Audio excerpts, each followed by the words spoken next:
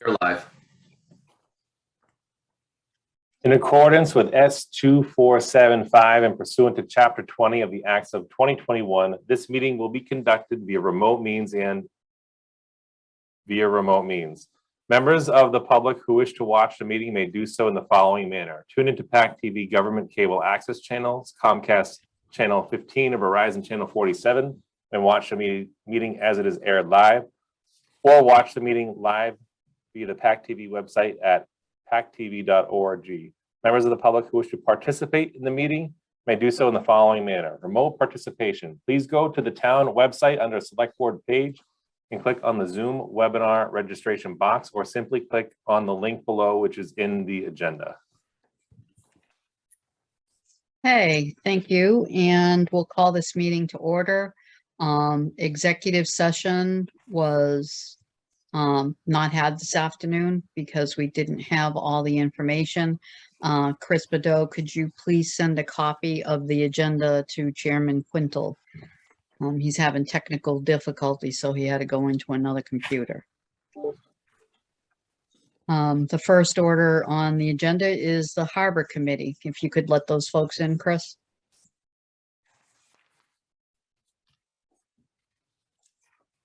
Oh, and we have Mr. Brandisi joining us.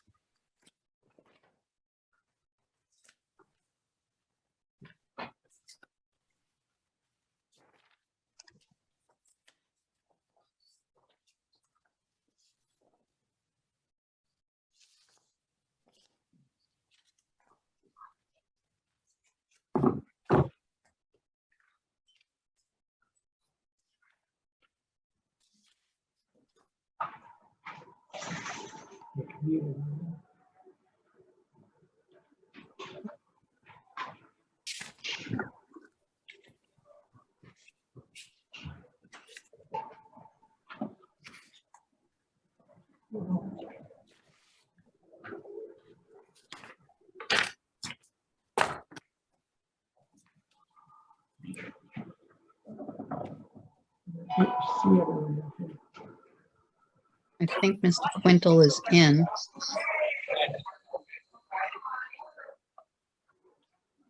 Are you there, Dick? Sorry. Okay. Can you hear me, Betty? Yes. Yes. Just take it from here. Go ahead until I get on the screen. Go ahead. Oh, okay. Please.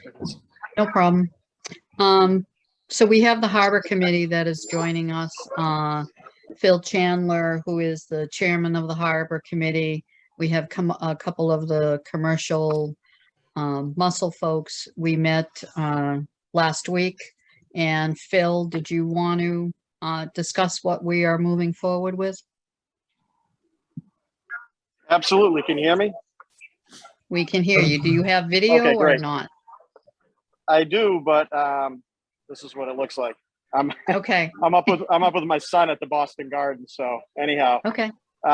So the things that we had been working on were a fewfold. One is that on the dredging, and when we had reached back out to DMF, and particularly Dan McKiernan and his staff, was that they had advised us to move forward with what the original findings were, and that they still supported their original opinion to us. So we advise no change to what the select board had decided last fall,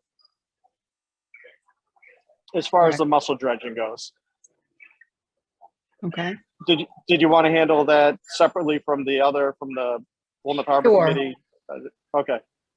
So right. I don't know if folks have the original dredging motion, but the Plymouth Harbor Committee voted unanimously to approve the recommendations of the Massachusetts Division of Marine Fisheries as it relates to the continuation of the select board previous parameters for mussel dredging in Plymouth. As Mr. Chandler had said, we reached out to Dan McKiernan, who is the head of the Massachusetts Division of Marine Fisheries. And now we would like to continue on the more permanent mussel dredging licenses. And I do understand that there are also a couple additional folks that were coming forward. I believe Mr. Reynolds had sent us an email about requesting a mussel license. But for the dredging in general, we will just, I'll make a motion to move forward with our original motion back in fall. Harry? Betty, would you, for the folks viewing at home, could you describe that original motion? Sure. So, Thank you. what the motion was, it was specific areas, and correct me if I'm wrong, Phil. It was specific areas, it was up to 300 bushels. I believe it was up to 5 licenses, 3 to 5 licenses. And right now we only have 2. So, you know, they're out there, they want to get back out there.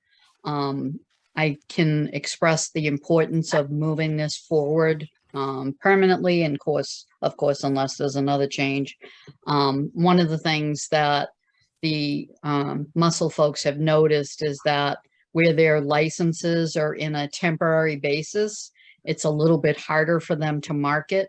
So once we move this motion forward tonight, I believe the marketing will be much easier for them.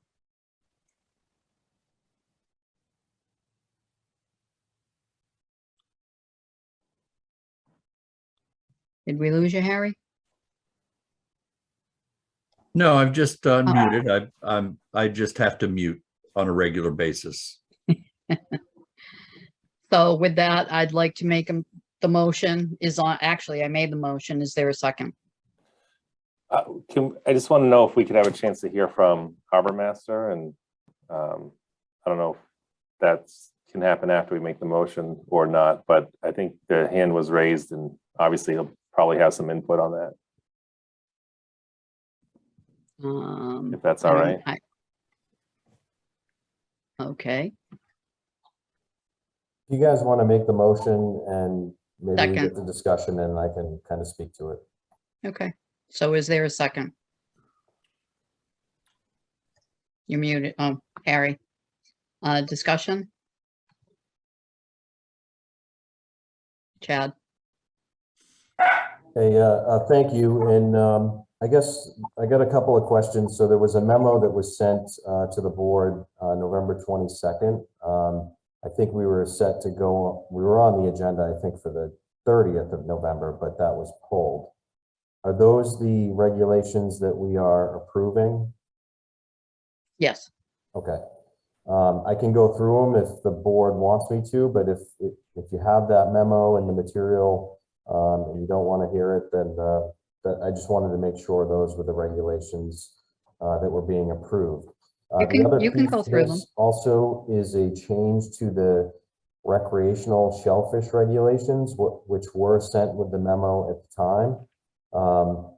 We could do that separately at another meeting, but that was, if everybody remembers, that was one of the primary issues that kind of stopped the mussel dredging at one point, is because our recreational shellfish regulations actually prevented commercial fisheries. So at some point, if these, I guess if the commercial mussel regulations are approved, then I could always come back on another day to present the edits, which were pretty minor to the recreational regulations.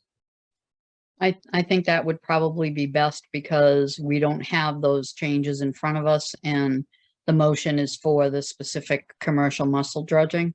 Unless Mr. Chandler has any other information regarding that, I'm thinking that we should probably bring that back, because I don't even think the board is aware, and November was a long time ago. But if you want to go through the commercial dredging that we are voting on this evening, Chad, you can go through those bullet points, or Phil. If Phil wants to go through it, that's fine, but I think he's probably at a venue and that might be a little difficult. Correct. I have the memo right in front of me and I'll just be brief. So there was a recommendation for no residency requirement. And the next was the number of permits that were to be issued. Initially, the town presented 3 to 5 permits initially, and that could either go up or down depending on the landings. Harbor Committee approved a limited entry of 5 permits. The recommendation number 3 was to restrict the mussel fishery to areas MB1, CCB 41.2, CCB 41, CCB 39, and water deeper than 20 feet at mean low water.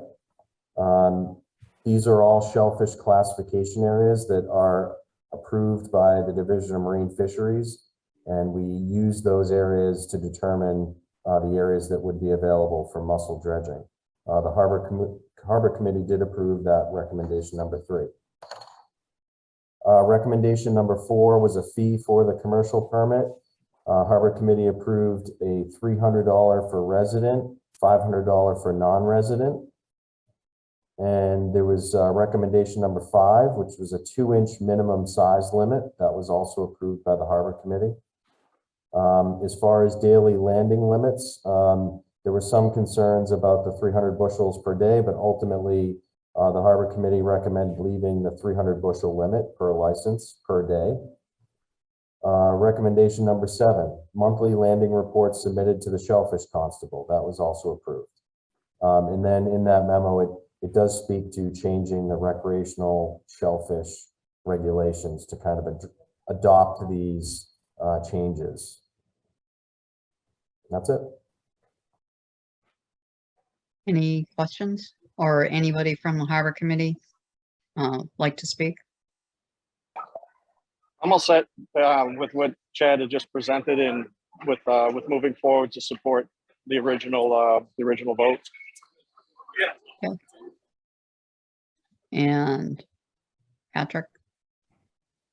So is it the original without the recreational? Because there's no materials in our packet, so I'm just going to go off of what Chad is saying. Is that what our vote is? So everything that was in November except that last bullet? Yeah, we'll take the recreational up at another meeting, and that way Chad can, put his edits in, and the Harbor Committee can actually weigh in on it. I believe we're meeting tomorrow night. So. Got it. And just one last quick question for Chad. I know that it's been a lot of learning and going through this process over a year. Is there anything that you still have concerns or reservations about at all with these, or are you feeling good about these regulations?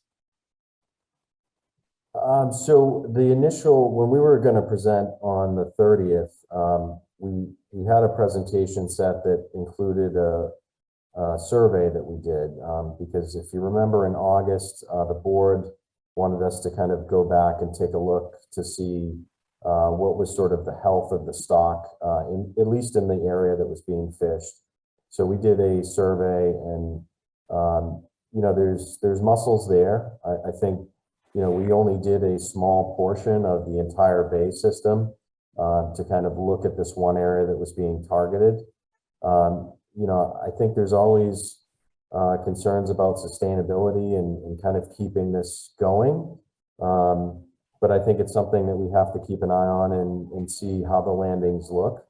If all of a sudden the boats are having trouble coming in with the landing limit, or that starts to die off, we'll probably have to go back and take a look at the number of licenses and the quantities that are allowed to be landed. But when we designated the areas that are sort of you guys would approve tonight, it also leaves other areas protected. So there will be still some stock in the bay system. So even if one area is fished to a point where it's not commercially viable anymore, there's other areas that still will have mussel stock, and they'll sort of replenish those areas. Thank you. We have a motion and a second. All those in favor?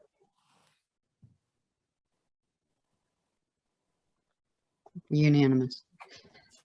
Now we'll proceed on to the other recommendations that the Harbor Committee voted on. And if Phil or John, if you'd like me to read them, I will, and we can motion them separately, or Phil, you can explain them a little bit if you're able to. Sure, if you could actually motion them all together, that would be great, because that's the way that we had voted on them on the subcommittee and the Harbor Committee. Correct. So I'll read them so for the board and for the folks at home. Here is the motion from the Plymouth Harbor Committee to support subcommittee recommendations. April 15th will be opening day for Plymouth Harbor. Initially, the committee has outlined the following to be completed for our harbor to be ready for the spring summer season. The first one is seasonal docks in place, including 6-pack charter and town launch docks. The second is the pump out station will be operational. The third is the pump out boat operational. The fourth is the harbor entrance sign, and this is a sign that was made by the Harbor Committee, one of our members of the Harbor Committee, and it's at the buoy on, it's a no wake and in the entrance to the harbor from the water. The washdown hoses will be ready, and the maritime building facilities will be ready, and the hours will be posted. In addition, the committee voted unanimously to have the Plymouth Harbor Committee review operations and financials to further lend support to the Plymouth Select Board and advise accordingly. I'd like to make a motion to move those. And if I could have a second, please. I'll second it. Discussion? Anybody from the Harbor Committee? And Mr. Hunter, I believe, has a comment. So I'd like to set some expectations for these recommendations. We had a Harbor Committee meeting last Thursday, and these were presented. The subcommittee never reached out to this office to kind of discuss some of these benchmarks that they wanted to set. Most of the time, on a normal year, the docks would be in by April 13th, but obviously with the extensive dredging that went on and a complete redesign of the floating docks that occurred over near Town Wharf, I hope everything's in for April 15th, but I'm not sure that's going to be the case. This is not a normal year. The floats aren't just kind of going back to where they were originally placed. This is a new, it's pile supported instead of bottom moored. There's going to be work that needs to be done to the floats to make it really fit and work. So that's a bit of a concern on my side. The pump out stations are up and running by April 15th. The pump out boat, on the other hand, that's a seasonally staffed operation. So our seasonal staff doesn't start probably until May 15th. And also the demand for the pump out boat in early or late April, early May is very limited because of the amount of recreational boats that are in the harbor at that time. A lot of these benchmarks sort of depend on weather as well. So we do have to be careful not to put things in too early, because ultimately what results, we still have storms in early April. And, in one storm, we can have significant damage prior to the season that then needs to be addressed before the boats start to go in. So I just wanted to say this. I obviously will do everything we can to try and meet these benchmarks, but there are some, I guess this year is somewhat unique in the fact that we have 2 major construction projects happening in the harbor and a complete redesign of the floating dock system. So I just wanted to make you aware of that.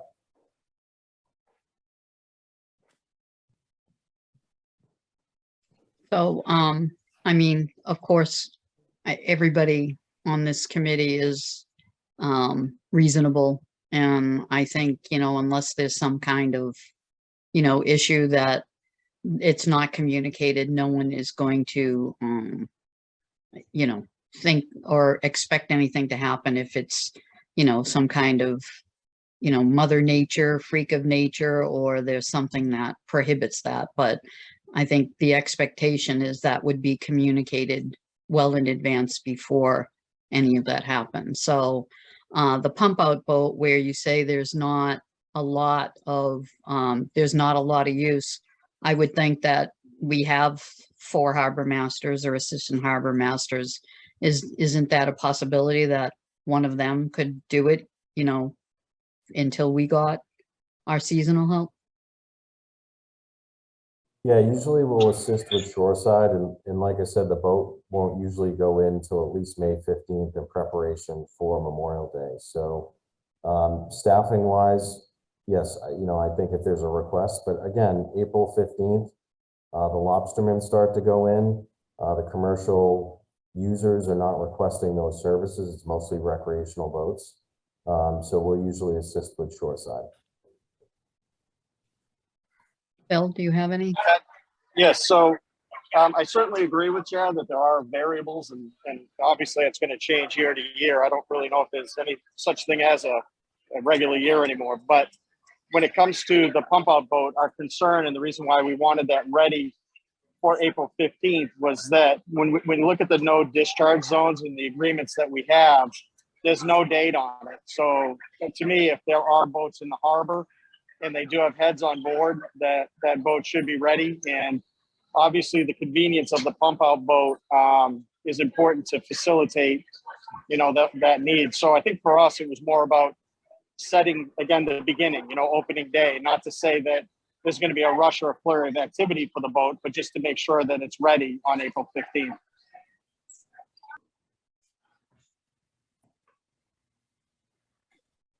Any other questions or discussion? Harry? Just really quickly, Mr. Hunter, what would be your comment back to Mr. Chandler? Because it seems to me that having all of these ready for April 15th, it was kind of stated that that's sort of that date is sort of a soft date, but Mr. Chandler doesn't seem to agree that, at least for the pump out boat, that it is a soft date. Yeah, so in the off season or shoulder seasons, let's call them, early spring, late fall, there is a shoreside pump out available. So it's available free to all boaters, free of charge. They're able to come to the dock, pump out their sewage, and be in compliance with the no discharge area. Harry? Mr. Chandler, how do you feel about that statement from Mr. Hunter? I mean, he is correct that that is available, but it still is my opinion that convenience is one of the things that makes compliance a lot higher.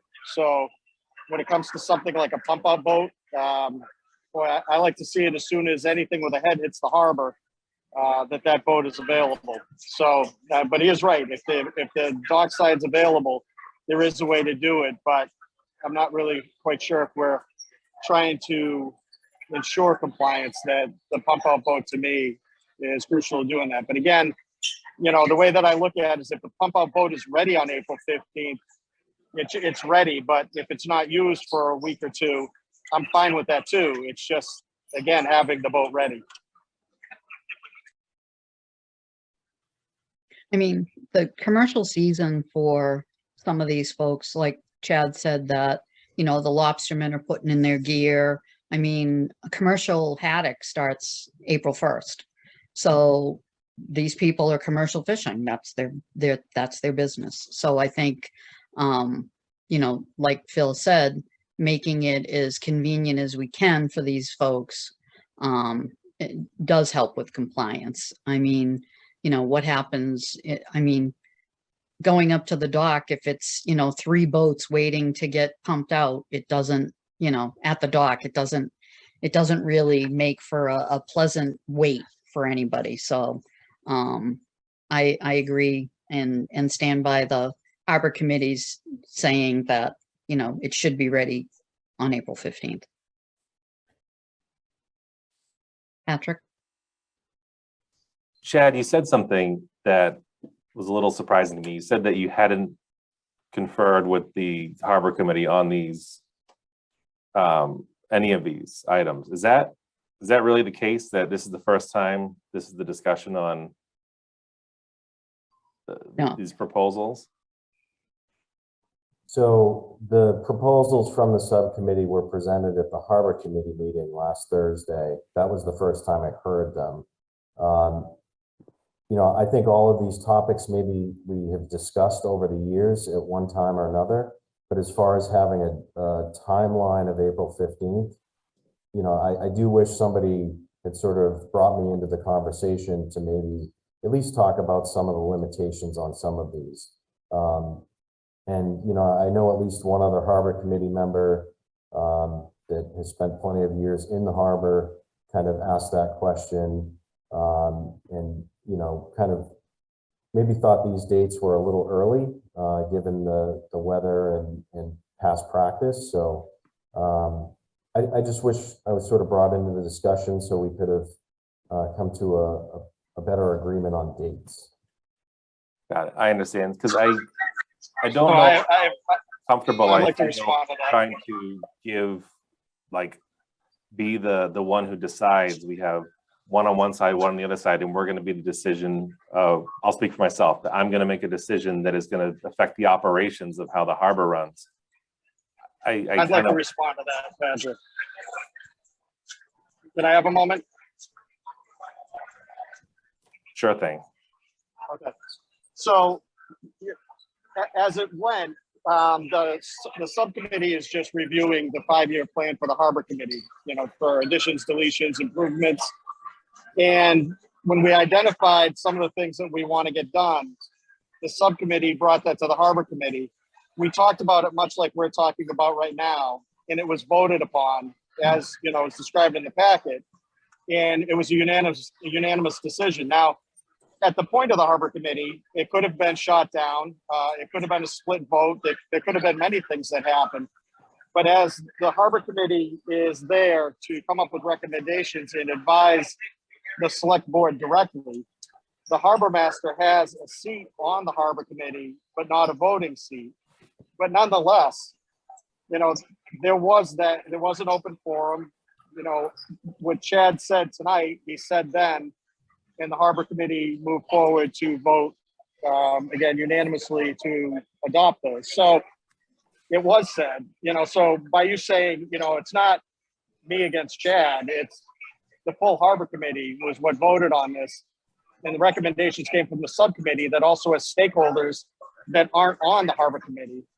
And it went forward. And certainly there's nothing on the Harbor Committee that we want to have a relationship that we would undermine the Harbor Master in any way, but yet we support Chad wholeheartedly. But at the same time, there are going to be times when we don't agree. And we ran into this when we were doing lease sizes for the aquaculture and a few other times. And that's fine. We don't have to agree. But what we have to do is look at what we're looking at tonight was the advice put forward by all of these people that, again, are stakeholders in the harbor. And this is what we decided to put forward.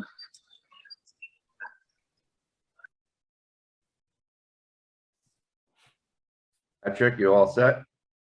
Yeah, no, I won't. The only thing I'll say is that there wasn't any material in our packet about this. It was an email that just had the lists written out there. So there wasn't like a recommendation or any other kind of background, Phil or anyone who's listening. So that's kind of where we're understanding both sides of the story. Yeah, I mean, from. But sometimes it is very simple, and that's really what it was. It's extremely simple stuff. There's no real background to it. Pump out boat's been in existence. We went to the no discharge zone probably over a decade ago. There's really no background. It's just, we're just trying to get stuff implemented. That's all.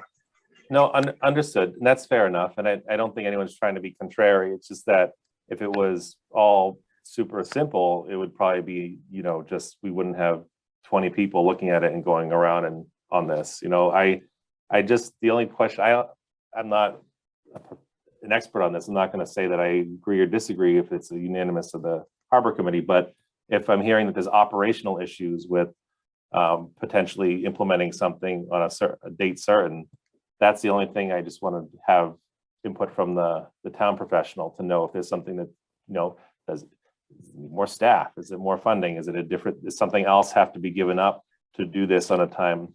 I don't know those answers. That's why I'm trying to suss out what the harbor master has to say.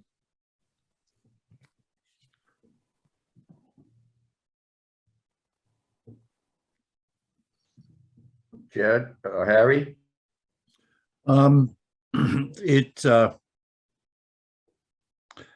I understand Patrick's concerns. However, I do feel that the email did clearly say that the subcommittee recommendations were. So I'm pretty clear on that. But I am a bit concerned that, this is a cooperative adventure together with the harbor master and the harbor committee. And from what I'm hearing is the harbor master is not disagreeing with these dates, but and Chad, feel free to tell me if I'm interpreting this incorrectly, that you would like in the motion some sort of leeway to deal with possible delays that are of no control of the harbor master. Am I correct? Yes, so I think all of these items occur each year. And obviously, like if I look back to last year, floats were in April 13th. It's just the way the weather, the tide, and we schedule a crane based on those parameters to get the floats in and get them assembled. This year, we have a dredge project, which is just wrapping up. They put in a bunch of new piles to reconfigure the float system. And all I wanted to sort of get everybody here to understand was, those expectations. This year is quite different in the fact that we have two large-scale construction projects going on right now as we speak. And ultimately, that is going to change the configurations.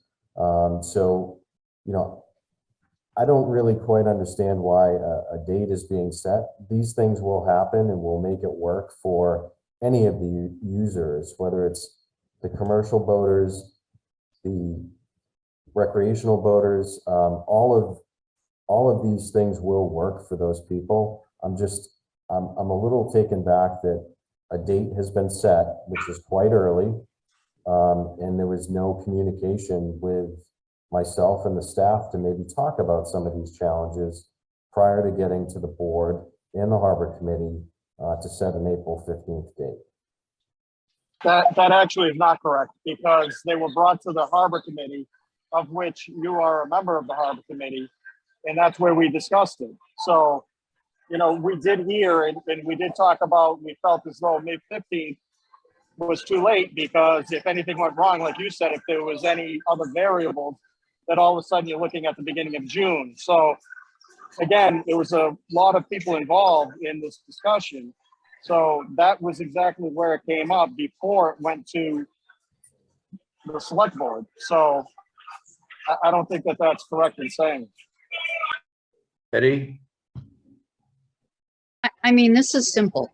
It doesn't have to be this difficult. If there's an issue, then the harbor master works with the harbor committee.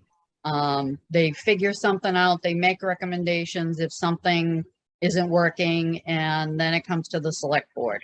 The harbor committee voted unanimously for these dates. Yes, there was quite a bit of discussion about the dates, and Chad's already provided information that most docks are in, or the docks, or all these issues are we discussed are available sometime mid-March. The point of the matter is that It was voted on unanimously. No one's going to, if we're in the middle of a nor'easter for a week, no one's gonna say, Chad, get out there and make sure those docks are in, because, you know, it says so. I mean, I think they have been more than reasonable with these discussions and what the expectations are for our commercial fleet, and it's really just that simple. Well, is it a fact of us not, Chad, not being able to say, like you say, for some unforeseen instance that something wouldn't be done? Is that, sounds like that's what your concern would be. So why couldn't we say we, in somebody's motion, whoever made it, because I forgot it already. I did. We recommend these dates. I mean, that doesn't mean it is the date, but it also gives Chad some room, and he can come back for the board if he feels that he needs time on something or why something isn't done. He can go to the harbor committee or sit with the harbor committee because he's on it. I mean, that's just a recommendation for me. I mean, I don't want to vote something so it's a rule and it's a demand. I mean, I think we all want to get to the same place at the end of the day. Does that sound? May I speak again? I mean, it's the same thing. So yes, please. So I agree. I mean, just hearing all of this, it was an extremely simple thing that we were proposing, and I think that it's being made into something extremely difficult, and it isn't. I mean, there was no repercussions. It's not like we said opening day is April 15th, Right. but come April 16th, if things aren't done. I mean, to me, you know, this is taking a very negative tone when it was really positive for us. We're like, April 15th is our opening day. Let's get ramped up. Let's get ready. That's when we want to be open for business in Plymouth Harbor. It was all meant to be positive. So yeah, and again, there was never did the discussion say, well, if come April 16th, if this stuff isn't done, you know, I mean, we all understand the variables. All we're trying to do is to set an expectation of an opening day and what should be open on that day. Okay, thank you. Charlie? I can't agree more with Phil too. It's, look at, we've set a date, we're gonna vote on it tonight. And that's the date, and everybody's gonna work hard to accomplish that date. If something comes up, whether it's weather or something, staffing, bring it before the board. And we, you know, it might get delayed a little bit, but at least right now, that's the date we're looking for, April 15th. Everybody's gonna work hard to accomplish this, to make that the opening day. So if something comes up, like I said, you could come before the board and let us know what the problem is, and everybody's reasonable, and we'll work it out. So I don't think this is a big deal.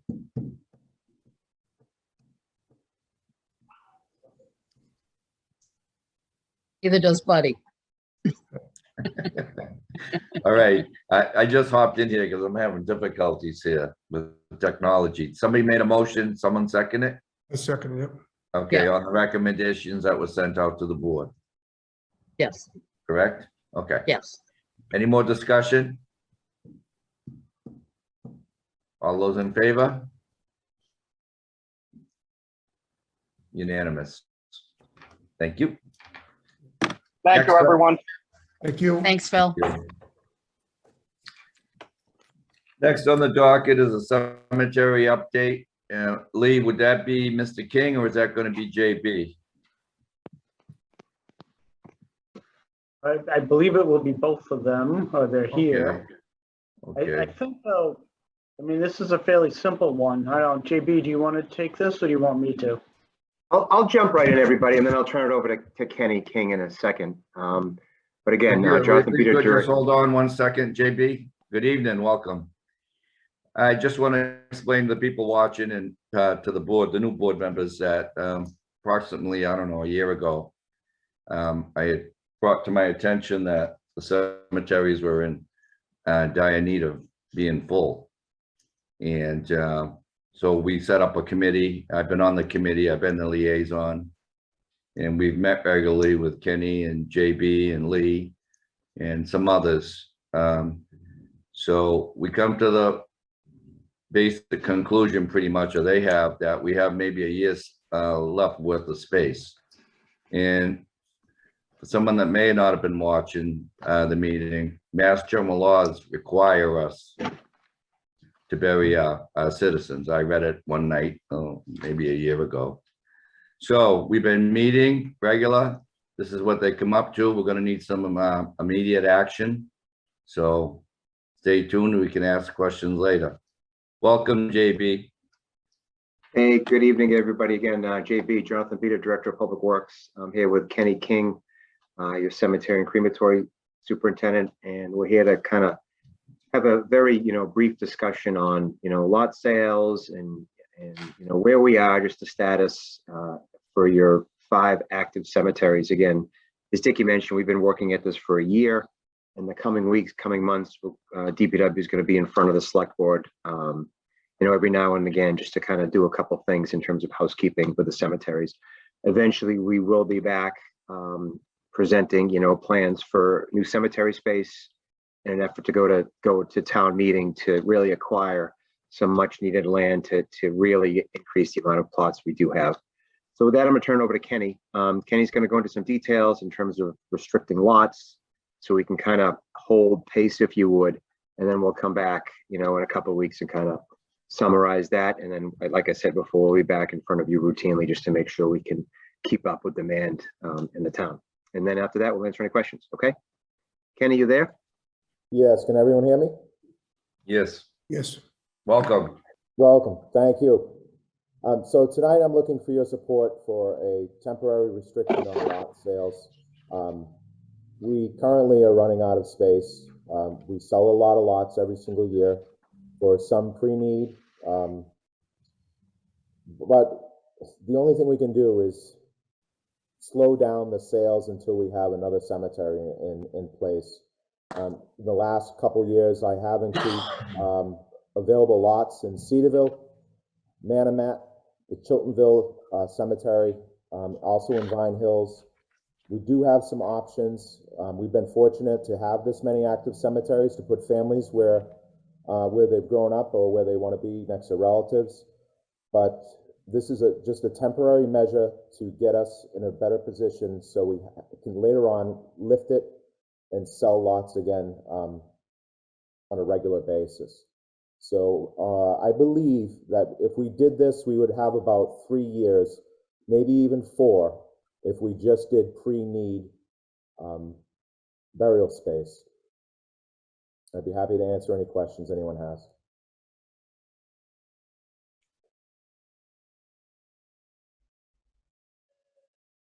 JB and then Betty. Yeah, just to add a little bit more detail to the board in terms of numbers. So what we have, this is an estimate, an approximate. Vine Hills, we have approximately 230. Manamet, we have approximately 48 cremate. Cedarville, approximately 25. And then Chiltonville, we have about 48 with the new niche wells.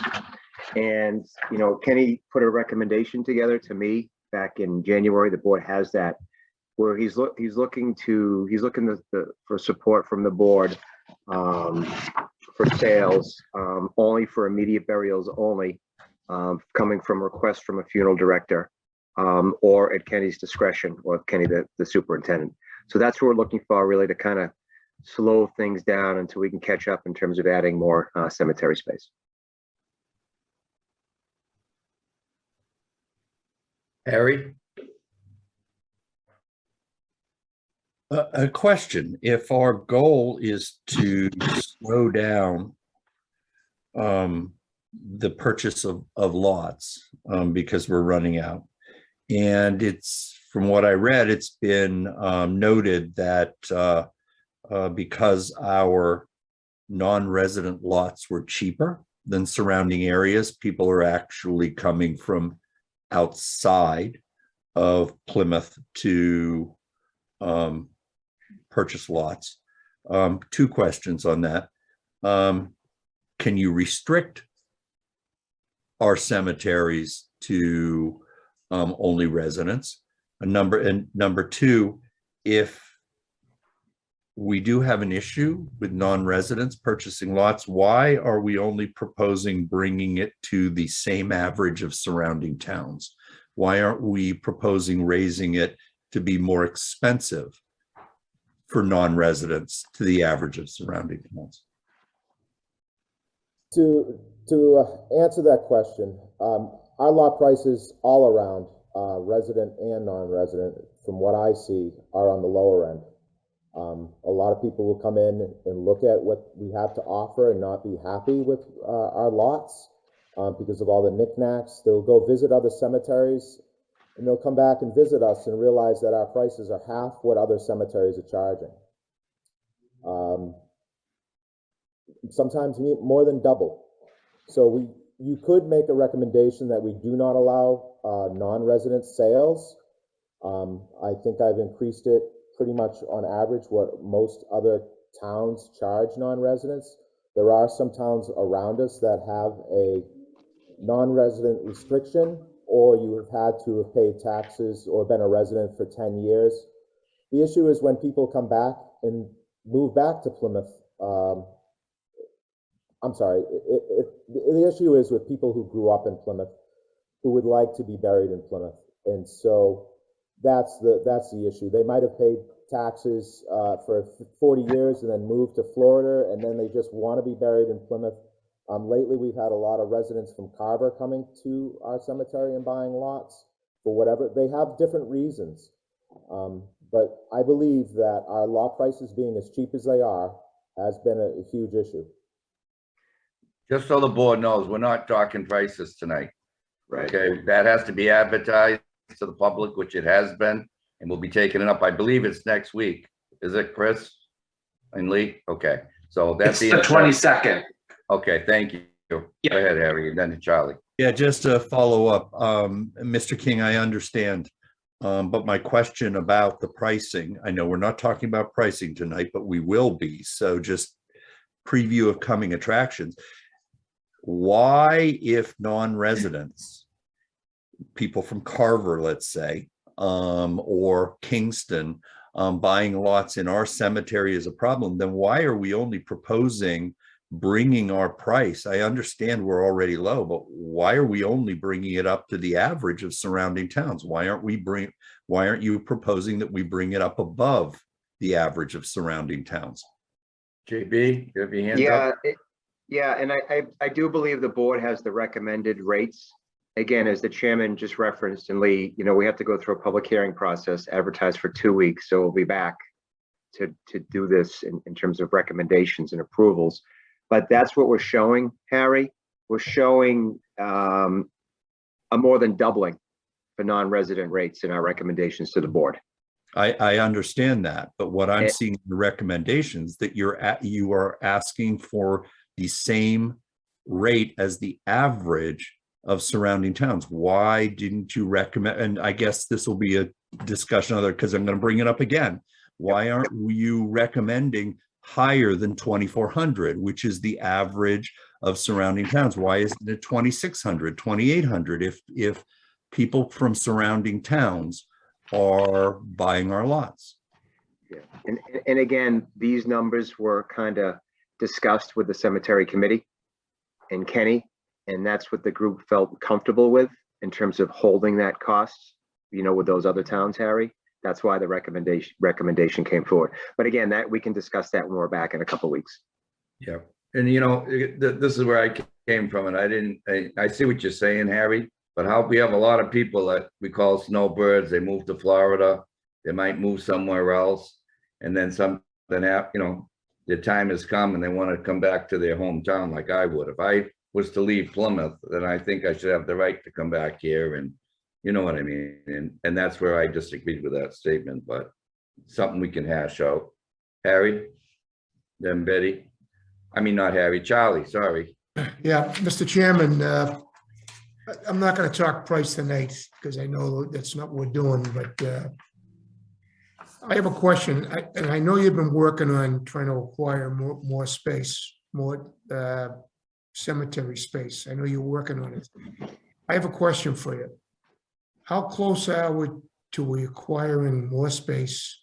And once we do acquire the property, JB, this might be a question for you, Kenny.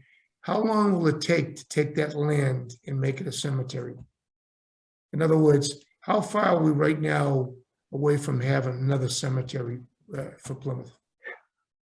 I'll jump right in that one, Charlie. I think that's a, And I'll that's a tell you great why, question. maybe I'll finish why I'm saying this.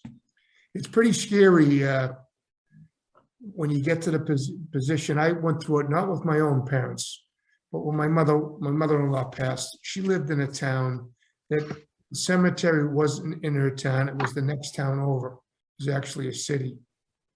But it was close to where she lived, and it's where she wanted her husband to be buried so that she could go visit him every day. And believe me, we agonized over where to bury him. And money was no object for my mother-in-law about where she wasn't a rich woman, but she would have paid anything to have him buried in this particular graveyard because she wanted him close to where she lived so she could go visit him.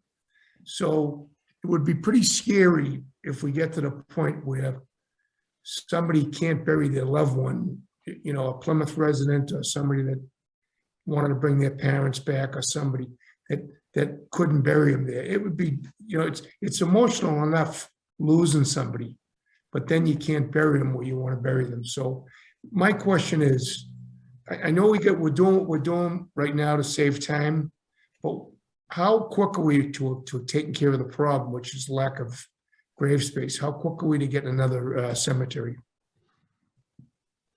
So I jumped in, Charlie. I think it's a great Yep, question. yep, It's an important question. It's timed with why we're here this evening. And Kenny's done a really good job. And I think everybody knows we've been looking at parting ways for a decade, and it doesn't seem to be a good fit. A lot of the property owned by the town has CRs on it, conservation restrictions, so that's difficult. We have been doing a series of mapping. I will say in terms of property acquisition, we're very close. Very close. We have a couple of properties we have our eyes on. And again, I said, we'll be back. We can't really disclose that information now. We're working on it. But what we would like to do is acquire the property and then go to town meeting for design and construction money. And I'd say anywhere between 1.5 years, 2 years, you could have additional space. But Kenny's done a great job in terms of finding additional space within the cemeteries. And I will say comfortably, as he mentioned, I think we can make it work within 2 to 3 years to have that space ready to go. And I think by restricting lot sales and doing what we want to do in the next couple of weeks with rules and regs and fees, we can manage it properly so we can sustain, you know, cemetery space in the town of Plymouth. So JB, we're cutting this pretty close then. Yep, We need to skin of our really, teeth, Charlie. Yep, yeah, we need to really work on this. I And I agree. know we can do it. I know we can do it, but we need to really get the ball rolling on this. So, That we do. okay, great, beautiful. Any other questions or comments from the board? Ken, do you have your hand up or is that, I do. Can you still hear me? yeah, So back to Harry's question. Harry, on average, we sell about 10 non-resident lots. So I didn't really think it was that big of an issue for us to, you know, increase the prices. It really is. It isn't that much of the lot sales that we sell. So, and I also wanted to be fair. I didn't want to make it look like I was trying to price gouge people out of town, even if they're non-residents. And to Charlie's question, Charlie, that's exactly what I've been trying to do the last couple of years, is put people exactly where they want to go, where their families are, where their friends are, and I'll continue to do that while I'm here. Yep. Eddie? Is there going to be a time frame? Are you going to say, is this restriction going to go into place immediately, in a month, in a week, and how's that going to all go down? It was our hope that we put it in place tonight. Correct. Because if you advertise in the rates, and I'll let Kenny speak to this, what'll happen is you'll have an influx and everybody's gonna come in and that's really gonna shorten it, and we really can't. So that's the reason that we need to bring this up tonight and then have the hearing on the rates on the 22nd. So I will speak on that for a minute. So Sure. a lot of the lots that we have opened up, when we opened up a small section in Manomet, just a few years back. It literally sold out within about 6 months. That was about 25 lots. I mean, it's a popular cemetery. We really didn't have much space. I just created about 40 some odd cremate only sections in that cemetery. When we opened up near the office, we had so many people, we advertised it in a local paper. We had so many people show up that we actually had to give them numbers and go out because people want certain places in the cemetery and they'll do everything they can to get them. Every time we've advertised for lot sales or even discuss it, we get a run on lots. The last time this was discussed about a year ago or more, we sold probably more lots in 2 weeks than we normally do in 3 months. So that is the issue. Another issue. Any other questions? Maybe not a question, but a comment. It's like, so now we're in an really an emergent situation. And I'm a little dismayed that we're here. And it's like, how did we get here? But I understand. I want to go in the ocean, by the way. Charlie? I can forget about how we got here. How are we gonna get from here and Right. take care of this problem? That's, Right. I want to forget about how we got here, and I'm confident in our new town manager, Derek, JB, Kenny, that we can accomplish this in the board and get this fixed. So let's forget about how we got here. Let's move on. JB? Yeah, just to respond to Betty's comment, I wouldn't say it's an issue that's critical right now. I think we're here because we can manage it properly if we move it forward collectively. Between acquiring space and putting these types of procedures in place, I'm confident we can make it work easily within 2 years. I don't think we'll meet that deadline. Hopefully, we can set those rates and then lift the restrictions sometime, within the not too distant future. And this won't be an issue, 6 months, a year from now. So thank you. Any other comments or questions from the board? So JB, we're looking to put, I'll use my term, a moratorium on the sales of lots unless it's absolute necessity. Is that Correct. correct? That's correct, Mr. Chairman. We're looking for a restriction, in terms of the sale of lots for immediate burials only, or at the discretion of the cemetery superintendent. Okay. Somebody want to make a motion? I'll make the motion. Second for discussion. Discussion? I just have a question. So what happens if they say it's the cemetery superintendent? What happens if there's a conflict? What happens? How do we address that? What happens if someone says, we have this, someone says no, the family, what's the recourse or what's the action anyone is going to take? Because, if someone has their heart set on burying their loved one somewhere here, and it is an immediate death, and something happens that, we say no, what recourse do people have? I can answer that, Betty. So usually, if it's a full burial, the family's working with a funeral home. We're going to be notified that they're either coming up to the office or there's a need for a lot sale, and we'll meet with the family. So there's no denying that. So as far as cremation burials, a lot of those are also done through funeral homes, and they call up and arrange it because we need to prepare the site, regardless if it's cremate burial or full burial. There are times that people do come up and see me, and they're buying a lot, and it's obvious that they're going to need a lot soon. That's one of the things that, through my discretion, I think I know they're not buying a lot there's necessary that they purchase the lot, excuse me. So I don't think much of that will go on. And I'm sorry, but just one more question. So let's just say someone passes away, and their surviving spouse You know, we're in this moratorium, but you know, of course they want to be buried next to each other. Is this something that you're gonna sell 2 lots? Or are you gonna sell just a lot for the deceased? And then this doesn't kind of give guarantee to any, you know, spouse or partner or significant other or whatever you want to call that. I mean, kind of, you know, when my parents died, they, you know, one passed first and the lot was for the next one right beside them. So I'm just wondering if that's something that we're taking into consideration. I am, so that's why I asked for that no more than 2 lots can be purchased at a time. The majority of the lots that we sell are exactly like you just spoke of, with 2 lots being sold.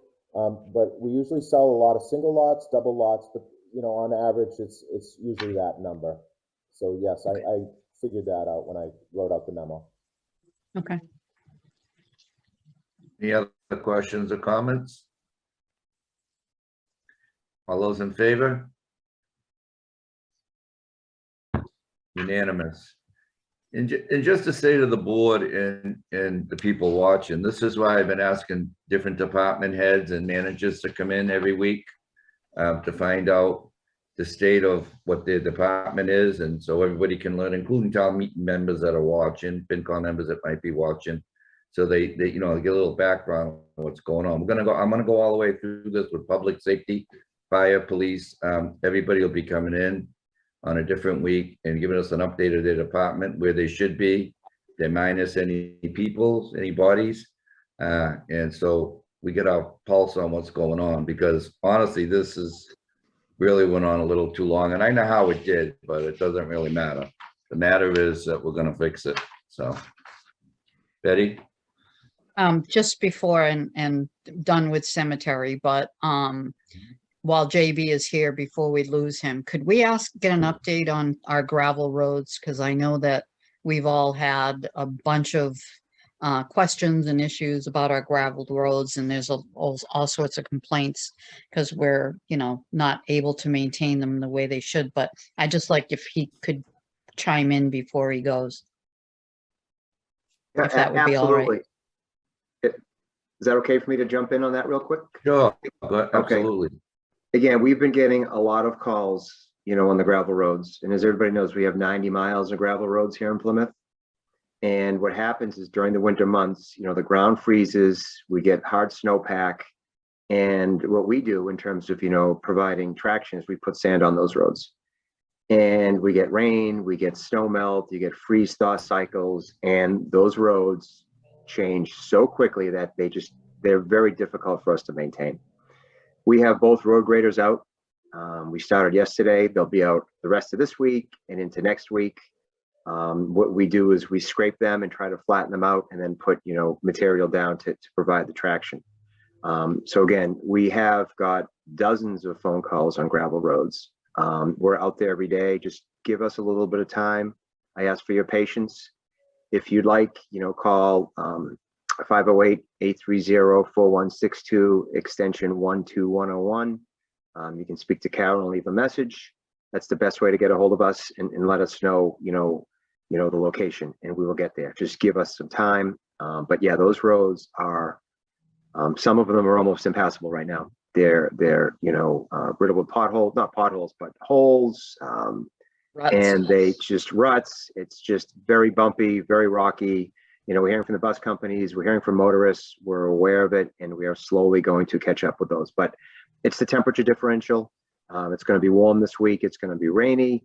The roads are frozen. You know, they thaw out during the day, freeze again at night. So that constant change is what causes the problem. But we're aware of it, and we'll get to it as soon as we can. So thank you. Thank you. Just a quick comment, JB. Could you also give people an update? Because I know we're getting a lot of pothole complaints, and I know like there are craters out there. Yes, absolutely. Again, I think you drive through any community right now, you see the potholes, and they're nasty this year. And that is also due to the freeze thaw cycles. You know, the water gets under the asphalt and really just does a number on it. We do not like to use what's called cold patch. We like use the hot mix because that's the best methodology. Every day we check with the asphalt companies. TL Edwards and Avon in Plymouth are open hopefully tomorrow, but we do expect to have our hot box out, patching potholes. And similar with the gravel roads, call 830-4162 extension 12101. If you have a pothole, let us know. It's hard for us to kind of see everything and be everywhere, but gravel roads and potholes, that's what we're doing these days. Thank you. You're welcome. Thank you, JB, and thank you, Ken, very much. Thank you. Have a great night, everybody. You too. Thanks, JB. You're welcome. Next will be town meeting Article 20, fur ban.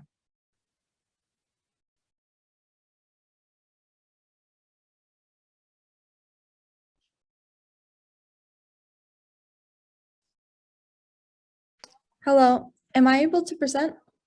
Yes, you are.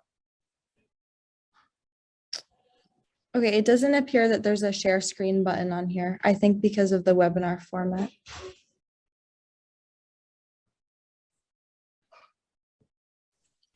We have, You should have the button at the bottom.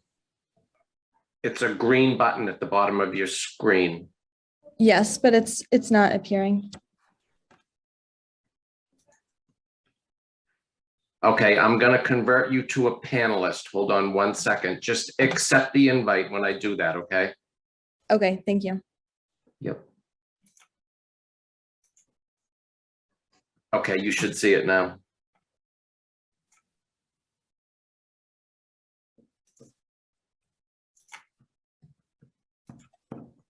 There you go.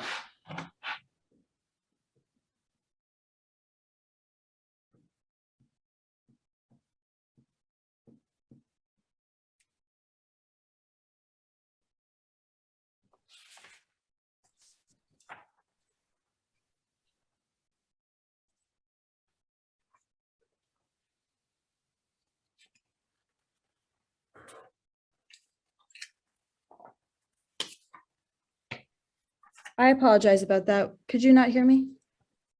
No, now we can. Okay, thank you. Good evening, everyone.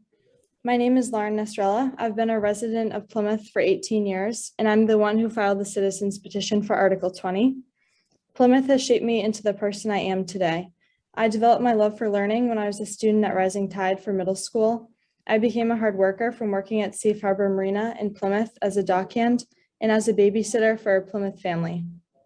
I developed my passion for running through cross country and track, as well as my interest in the natural sciences, ethics and philosophy, and in political science and local government through Plymouth North High School before I graduated from there last June.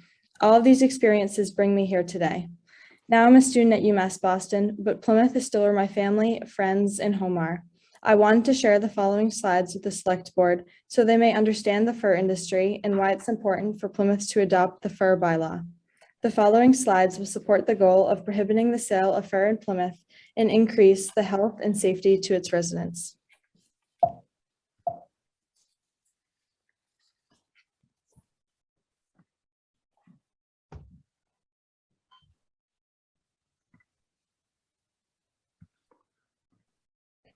What this bylaw does is prohibit the sale of cruel fur products that require animals to be raised or trapped and killed for their fur pelts.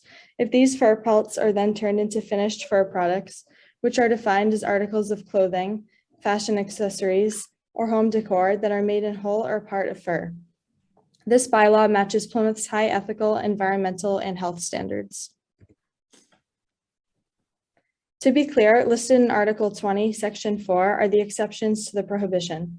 The fur-free bylaw does not affect the sale of other animal-derived products, such as wool, cashmere, leather, or any other cowhide or sheepskin with hair fibers still attached. It does not place any restraints on hunting, nor does it prohibit the sale of taxidermy. It does not affect used fur sold secondhand. The bylaw is also not a hindrance to fur used for religious, Native American, tribal, cultural, or spiritual purposes. Fur is an extremely unethical product. It comes from tortured and abused animals. Some examples of animals that are subjected to this abuse include raccoon dogs, chinchillas, mink, foxes, and rabbits. These animals are killed by the cheapest and therefore most painful means possible, including anal and oral electrocution, gassing, clubbing, and suffocation. Here's a picture taken by Joanne MacArthur, a respected animal photojournalist, of an emaciated fox in a Canadian fur farm, who has likely been killed since so that someone could turn her skin into the pom-pom on a hat or the trim on a jacket.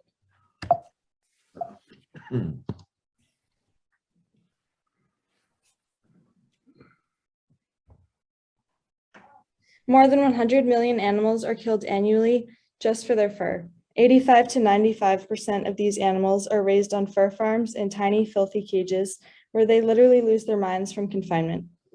This is a picture of standard-sized cages for mink and white foxes. Living in such conditions results in stereotypic behaviors such as spinning, beating their heads against their cages, self-mutilation, and even cannibalism. The immorality of subjecting innocent animals to this torture so that humans can make a fashion statement is largely the reason why separate polls taken in 2019 by the Humane Society Legislative Fund and Fur Free Alliance demonstrate that 59 to 64% of Massachusetts voters support a statewide fur ban, with only 19% opposing. These animals raised for their fur require huge amounts of feed and produce large amounts of manure that results in waste runoff into soil and waterways. According to the American Veterinary Medical Association, the climate change of 1 pound of mink fur is at least 3 times higher than the highest scoring textile, synthetic or natural, due to the production of animal feed and manure emissions. Plymouth is better than to ignore such facts as these. Our ban on plastic bags represents that we are a municipality that cares about our ecosystems and protecting species. This is a photo of white mink on a farm in Denmark from an article by the New York Times regarding mink and COVID. The raising and trapping of animals for their fur poses a health risk to Plymouth, as well as advances the progression and mutations of COVID-19.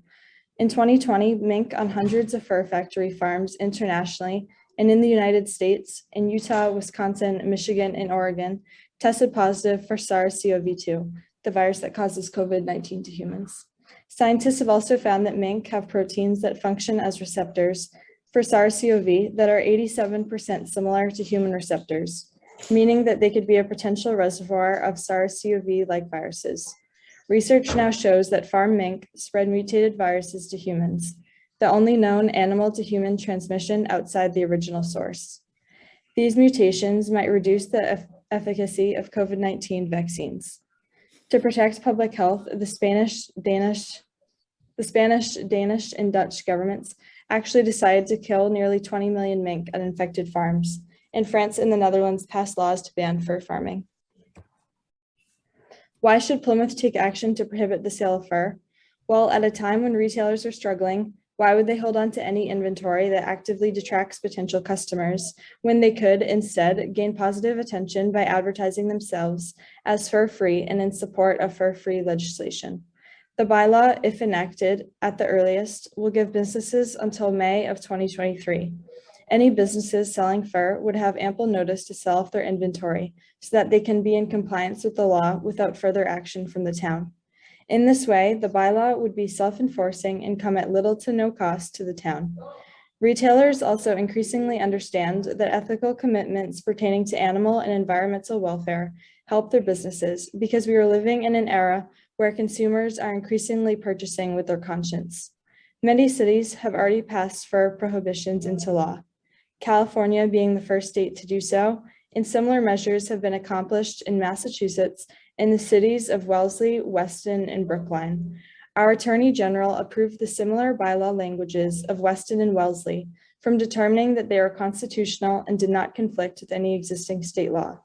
So while we won't be the first to make this ethical commitment, we will be the fourth in Massachusetts, and we will be the most animal-friendly municipality in the state with a ban on pet store mills, a ban on using animals in circuses, and a ban on cruel fur products. This is something that will only reflect positively on Plymouth's retailers in the town of Plymouth itself. For more information or to see the cited articles, please visit www.furfreema.com/Plymouth. I urge the select board to vote in favor of the fur ban. Thank you.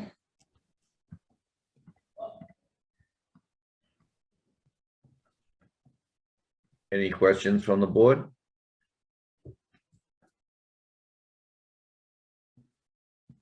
Seeing none. Lee, is this past, I've been presented to any other boards in the town, or are we the? Yeah, yes. So typically, we don't spend a lot of time or town council investment into a petitioned article until we know there's either a board or a department or somebody in support of it. Because again, we get a number of these and they can get very expensive. So we found out, I think it was last week, the Advisory and Finance Committee voted 13-1 to support this. So we did ask town council based on their support, so they will be moving forward with a motion that town meeting adopt this. That we asked Mark Rich from town council to look at the language, and I got that in earlier today. I did email it to you. He does not see any issues with this. The only thing we would have to do if the town wants to adopt it is to put it in and figure out what chapter and section of the town bylaw would go in. And I've asked the town clerk to give me her advice on where she thinks it might best be fit. So we have that language ready for the motion. So again, the Advisory and Finance Committee has supported this. It's not something at a staff level we've ever invested any time in or have any position to offer the board. Okay. So that all being said, do we want to motion it on our level? Where we haven't heard back from council, or? We have heard back from council, and Yeah. again, council says there's really nothing procedurally wrong with this article. And that it can move forward. Harry, sorry. Yeah, I don't think there's going to be much prior discussion, so I'd like to motion that we support Article 20. Do I have a second? Second. Second, Second. Mrs. Provarco. Discussion, I'd like some discussion on it. Mr. Bledsoe? I have a hard time. I have a hard time telling businesses what they can sell, restricting what they can do. 3 towns in the Commonwealth have this ban, 3 towns, Wellesley, Weston, and Brookline. 3 of the most affluent towns in the Commonwealth, and probably the 3 of the towns that have the most furs, probably per household in the Commonwealth. And, my problem too is I read this, I went through the whole thing before when they presented it to us. And Ms. Nezarella did a great job. She did a lot of research on this. But, I hear that it's okay for a taxidermist. It's okay if it's for religious. It's okay if it's for the tribal. It's either good or not good. And I see that it's okay for some people to use furs, but so I just have a hard time with this, and I'm not prepared to support this right now. I'm really not.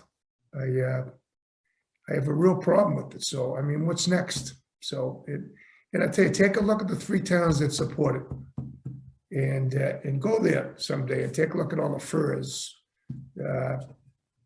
in those towns. Believe me, I'm not going to use the word hypocritical, but I don't think, and I'm not even sure what stores sell it, what stores don't sell it right now. But at this point, there's a lot more issues I'm worried about right now. And Ms. Nezarella, don't take this. You worked hard on this, and you deserve credit for what you did. And it may pass. I'm just one select board member, but I wouldn't be in favor of voting this right now. So, and those are my reasons. Thank you. Any other comments from the board or questions? Seeing none, Lee, I just have one question, Chris. We had a request that I passed on for a public records request, and I sent it to Connor. I hope I did it right. And one to you, Chris. Has that gentleman been, have we given him what he's Yes. asked for? So Yep. we would have had the opportunity to speak, correct? Yes, he got the whole Okay, pack. Yep. He's got okay, it. great. Just want to make sure. Okay. Sure. Any more questions from the board? All those in favor? 4 in favor, 1 in opposition. Thank you.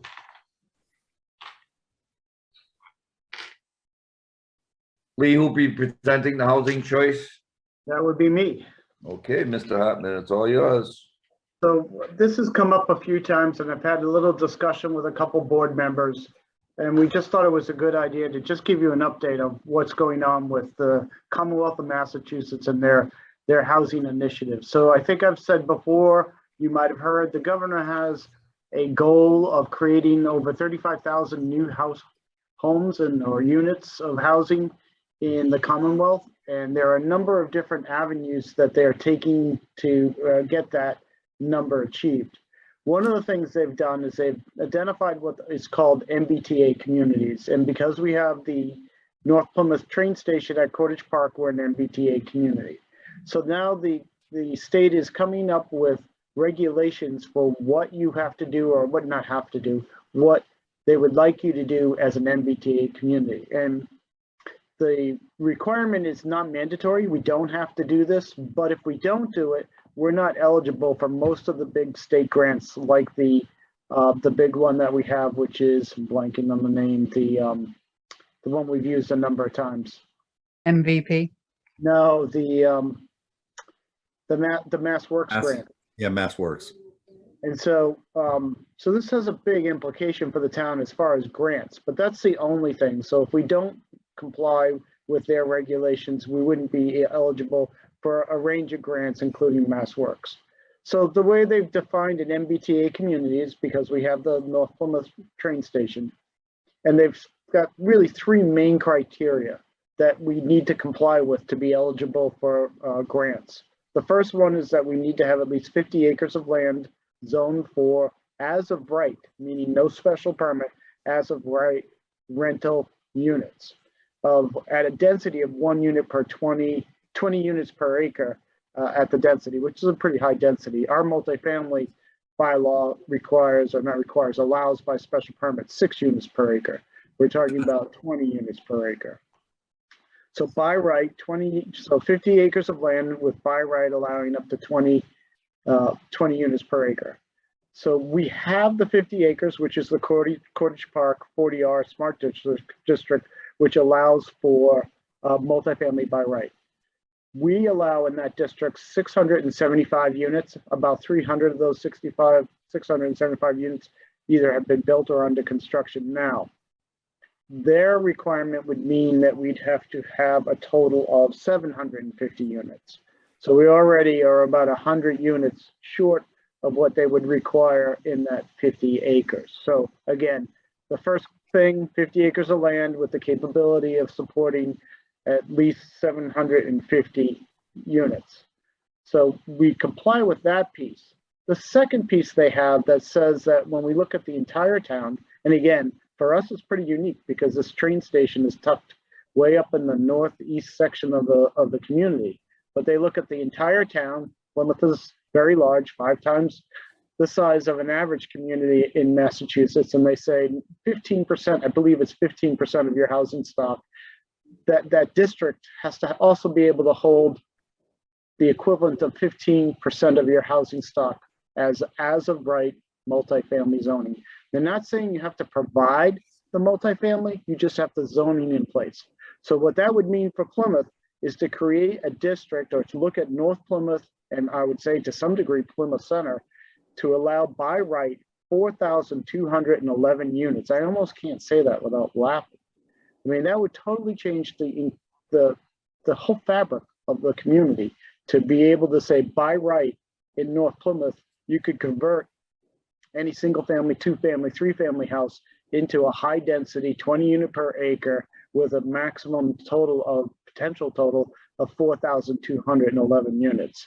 So it's totally unachievable. I think even if they said to me, find a place in Plymouth, all of Plymouth, where you can allow 4,200 new homes with all the growth we're having already, by right, without any kind of special permit review, it's such an incredibly high bar that's set for us.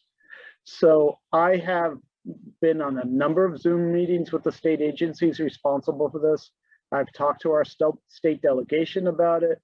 I've made it very clear that this is this is just an incredibly unreasonable bar for them to set to be able to be eligible for these grants. For a town that has one station that I think still doesn't have weekend service, it only does a couple trains a day with 100 spaces, and it defies logic. So again, we're still pushing. Matt Moratori's been excellent. Susan Moran's I've been in contact with too. We've been talking to our delegation. We'll continue to push.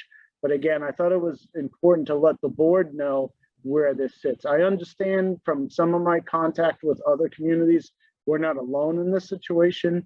I've been told to expect some revisions to their guidelines. We'll have to see what that looks like. But again, if something like this or even close to this comes out, it could have a pretty big impact on our ability to apply for grants. So we'll keep working with our delegation. I have another Zoom meeting on this either tomorrow or Thursday, where again, we'll plead our case. But we wanted to make you aware that this is a pretty big one that they're putting on us. Not mandatory, but certainly has a big impact. If we don't do it, we wouldn't be eligible for grants. So that's, I think, all I wanted to do for the overview. So we'll see where this goes. Thank you. Harry? Lee, a couple questions. Do we have any idea how many millions, if even that, of these grants we get on average a year? I would say over the last decade, it's probably over $10 million. Okay, so about $1 million a year, but $10 million over a decade. We're very aggressive. And again, I'd have to look at the grants, but we're very aggressive with state grants. Yeah, absolutely. And I know that this program gets mentioned a lot with a lot of things that are brought when I was on the finance committee, to the finance committee. A question for you, because I think it begs the question. What if we get rid of that station that no one really uses anyway? So there are other communities that are still considered, and I don't know how this all works.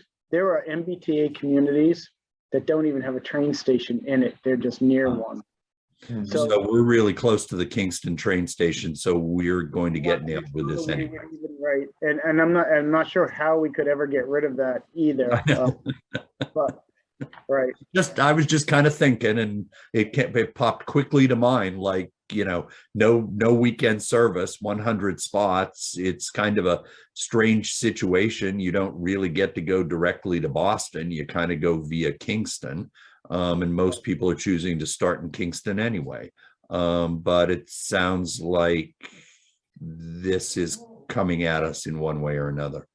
And again, I think I've stressed that they're not saying you have to build 4,200 units. They're just saying you have to have land zoned for it. But again, at that density, the potential impacts for Plymouth would be incredible, because it's a by right, which means they just get a building permit. So if the number comes down to something lower, I think we can maybe look at some options, but at this point, it's not even worth a discussion. Yeah, well, Lee, you know, at that density, the investment potential on an acre of, you know, with a couple houses on, you know, 4 houses on it, with that kind of density is, you know, I mean, it's a no-brainer for a developer. Right. So I'll keep you posted. Hopefully the regulations will change to a place that's a little more accommodating and reasonable. Okay. In town manager's report, Mr. Hartman? I really just have one thing for this report. We've been very busy, as you guys all know, because you've been sitting with me through all of them. So most of my time right now has been taken up with negotiations, trying to get some things wrapped up for town meeting. So don't have a lot of other time. But I did want to announce, and I know we've done a lot to let this out, but first thanking JB and the DPW, Chris Horvitz from Emergency Management, Karen Keene and her crew, as well as the Center for Active Living. Well, we have the test kits that have come into the town from the county, and we're making those available this Saturday, either here at Town Hall in the Great Hall through Karen Keene and the Board of Health, or the Public Health Office, and then also at the Emergency Management Center over at the fire station in Cedarville. So that'll be on Saturday from 9 to 1, this Saturday coming up. And then after that, we'll have them available at both of those stations, at the emergency management office, as well as the public health office during normal working hours from there. So again, big shout out to everybody to put that together, to have those available. And if you can't make it to one of those places, you should be calling the Board of Health. You could come down and grab them also from the town hall. So again, this Saturday, both here at Town Hall and also at the Emergency Management Office in Cedarville from 9 to 1 o'clock. And that's all I have for our town manager's report. And Mr. Hartman, if I may, how many per household or family, and do they have to bring any identification or anything with them? We would like them to give proof of residency that they're a Plymouth resident, and we're talking about 2 test kits per person. Okay. Thank you. Any questions for Lee or comments? And I should also point out each test kit has 2 in it, so that's 4 tests total. Okay. For Betty, did you have a question? I don't have a question about the test kits, but I do have a question for the town manager, if that's, Okay, if now that's is the fine, time, yeah. or I could do it under new business. It's up to you. You can ask him. He seems like he's still wide awake. So Lee, when we were doing the White Horse Beach parking district down here, one of the main concerns and one of the reasons why we moved forward so quickly was that we were going to be able to fund a private security firm to write tickets. And this was also part of the new beach pond group that Mr. Bledsoe has formed. So I'm wondering, is that anywhere in our budget for town meeting? I was looking at it and I didn't see anything specific. So I don't know if it's under the police department. I don't know if it's under town manager or where it is, but I think that was something that this board discussed in pretty much detail. So I'd like to know where that is, and if it's not, has special town meeting closed yet? Yes, it has. I will look into it, though. I mean, certainly we have the ability to amend the budget, even if it's not, we have the ability to amend the budget, but I will check with Lynn to see if that is something that was put into the budget. That was all. Okay. We're gonna move on to the licenses. Oh, no, I'm sorry. Public comment. Chris, is there anybody wishing to speak on the public comment? Not that I can see. Oh, wait, yes, there is. Hold on 1 second. Okay. We have an Alex Bayer. Hi, everyone. Can you hear me all right? Yes, Alex, welcome. Thank you. I would just like to make a comment about Ms. Nasrallah's presentation of the fur ban. That's okay. Okay. So yeah, I'm a Plymouth resident. Just wanted to say that I'm in full support of the article. Commercial fur is incredibly bad for both animals and the environment, as well as for people, as we've seen with fur operations producing COVID outbreaks. Plymouth is held to a high standard in both Massachusetts and in New England, and we can be one of the pioneers in legislation that supports a fair world for both humans and animals alike. Thank you.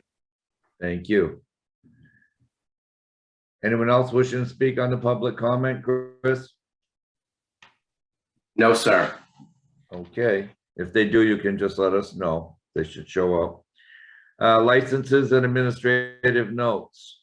Tyson Holdings LLC doing business as Shelley's Tea Room, common victualers license. Motion? Second. Second, discussion. All those in favor? Unanimous. Mab Productions is requesting a one-day wine and malt license. Excuse me.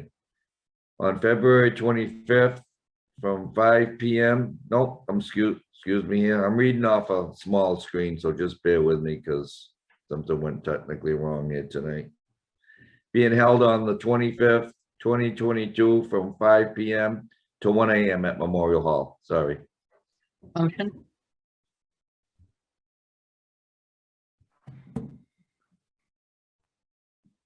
Second.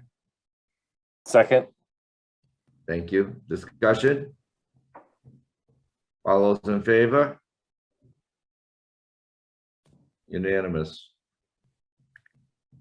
GMRI Incorporated, doing business as the Olive Garden, is requesting a change of offices, liquor. The list of the offices and the proposed new offices is attached in your packet. Motion. Second. Discussion? All those in favor? Unanimous. We have 5 administrative notes that we can move unless anybody has a question or wants to take one out separately at the pleasure of the board. Motion to move as a group.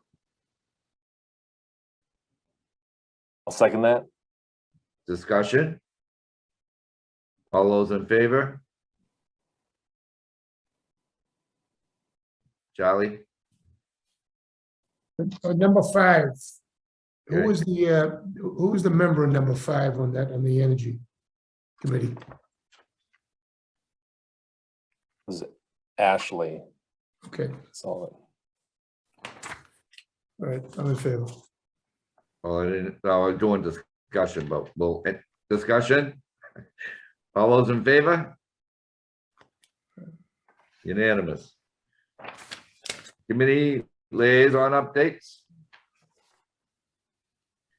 Designee updates?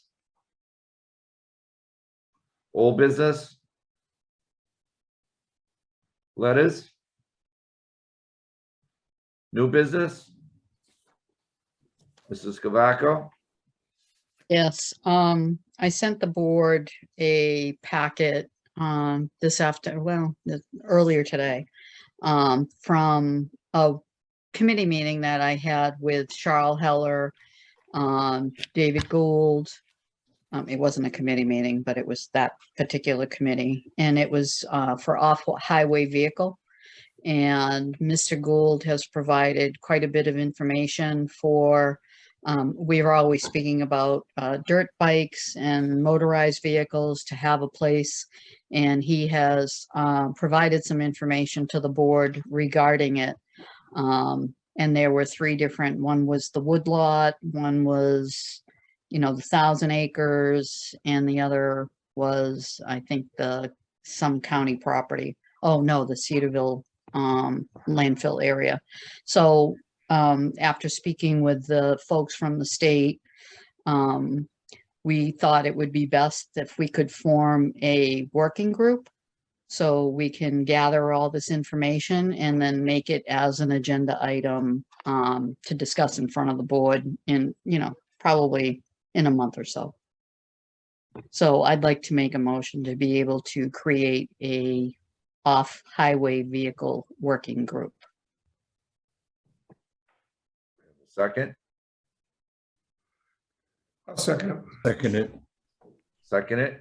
Discussion? All those in favor? Unanimous.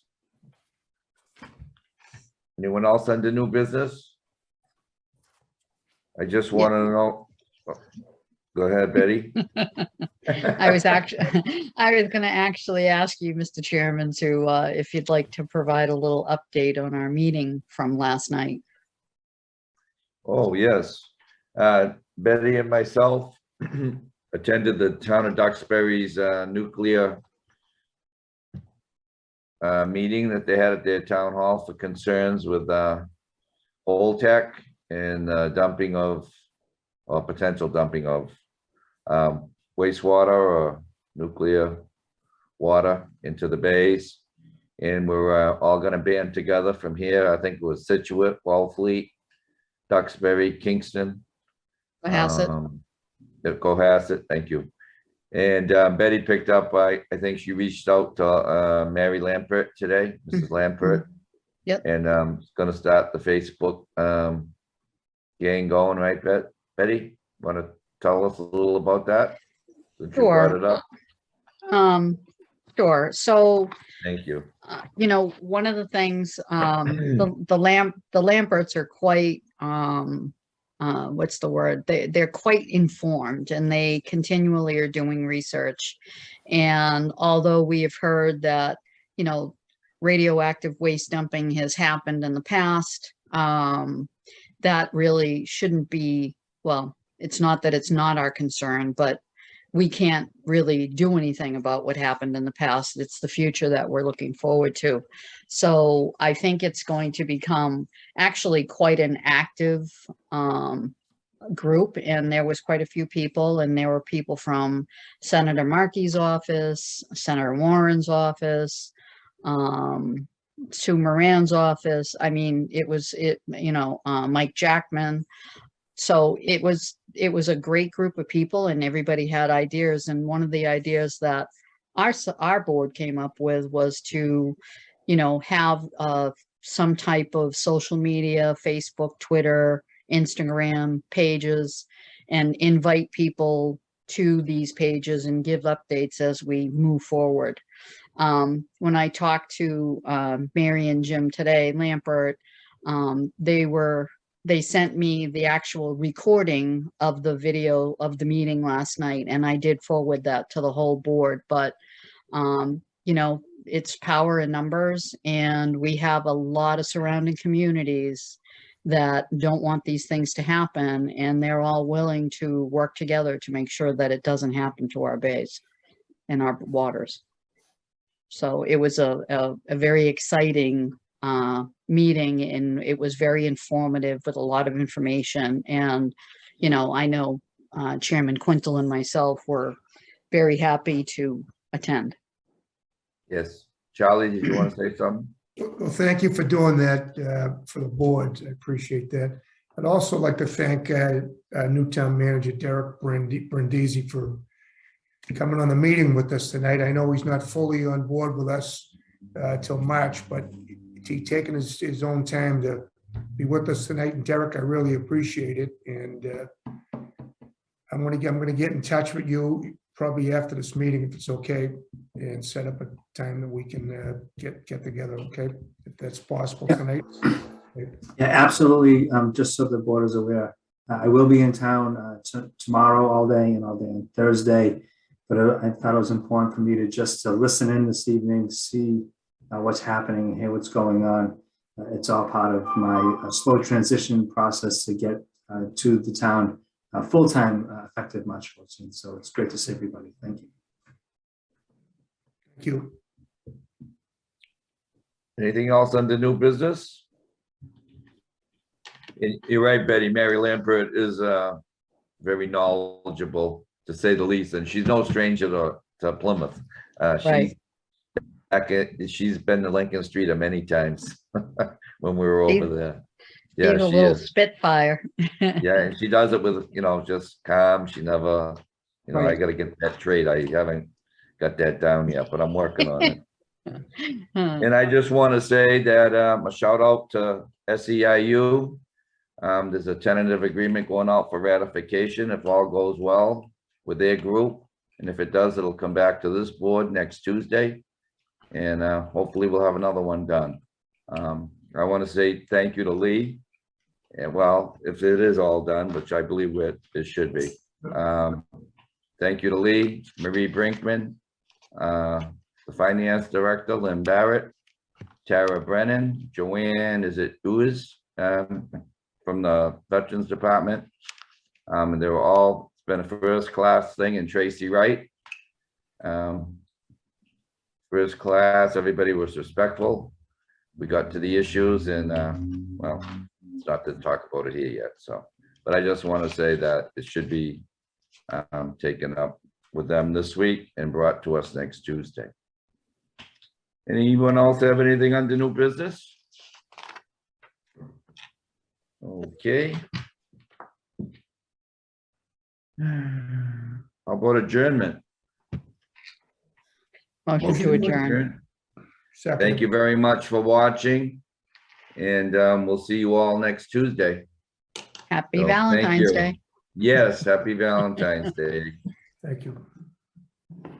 Okay, everybody.